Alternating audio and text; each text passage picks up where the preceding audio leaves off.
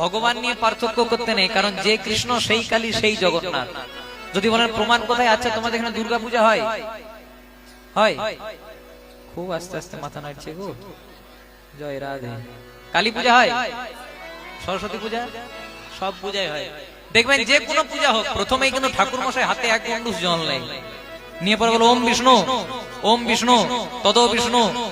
কেন? আপনারা তো ঠাকুর মশাইকে চার্জ করতে পারেন, ঠাকুর মশাই আমি তো বিষ্ণু পূজা করাচ্ছি না, আমি তো কালী পূজা করাচ্ছি, আমি তো দুর্গা পূজা করাচ্ছি, আমি তো সরস্বতী পূজা করাচ্ছি, তাহলে আপনি বারবার বিষ্ণু বিষ্ণু কেন বলছেন? যদি প্রকৃত ঠাকুর মশাই হয় আপনাকে উত্তর দেবে প্রথমে আমি বাড়ির গার্জিয়ানকে নিমন্ত্রণ করছি।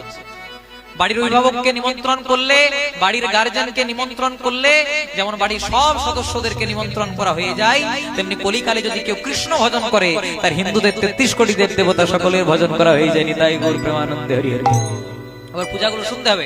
পূজা চলতে চলতে ঠাকুর মশাই বলবে মাধব মাধব বাচি, মাধব মাধব হৃদি। করাচ্ছেন কালী পূজা, কিন্তু ডাকছে কাকে? মাধবকে, মানে কৃষ্ণকে। করাচ্ছেন সরস্বতী পূজা, ডাকছে কাকে? মাধবকে। আবার পূজা চলতে চলতে ঠাকুর মশাই বলবে আবাহন ন জানামি, নৈব জানামি পূজনম, বিসর্জন ন জানামি, ক্ষমঃ পরমেশ্বর। আবাহন ন জানামি মানে আমি তোমার আবাহন জানি না, মানে তোমাকে ডাকতে জানি না। নৈব জানামি পূজনম মানে তোমার পূজাও জানি না। আর যদি ডাকতে জানি না, পূজা জানি না, তো বিসর্জনও জানি না। ক্ষমঃ পরমেশ্বর, সেই ক্ষমাটা চাইছে গোবিন্দের কাছে। আর পূজার শেষটা দেখবেন এটা সবচেয়ে গুরুত্বপূর্ণ জায়গা।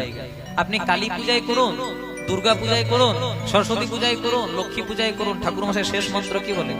সর্ব পাপ নারায়ণ চরণে সমর্পয়তু।